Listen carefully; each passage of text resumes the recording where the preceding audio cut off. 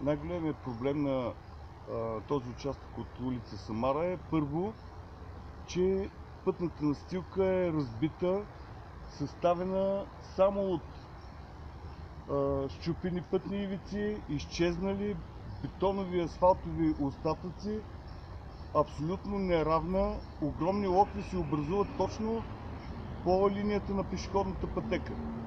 От тук минават всички ученици, работещи към спирките, училищата и навръщани към домовете си. От тук минават стотици туристи и гости на град Пловдив. Другия проблем е, че тази улица не е позната изобщо на чистота Пловдив. От 10 години насам нито веднъж, нито един служител на чистота не е идвал да измете въпросната уличка. Третия проблем е, че не е възстановено уличното осветление, което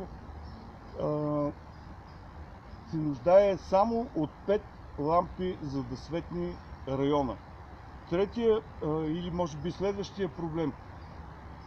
В градината, в която има постоянно майки, деца, дори в момента преминава такава, от 8 пейки 5 са изпочупени, лисат кошчетата за боклук. Няма кой да направи 2 допълнителни пътеки с бетонни плочки, откъдето да минават допълнително хората. Мястото е оттъпкано и очевидно откъде трябва да бъдат поставени. Стоят строителните отпадъци от 3 незаконни заведения, които са тук, струпани до трансформатора.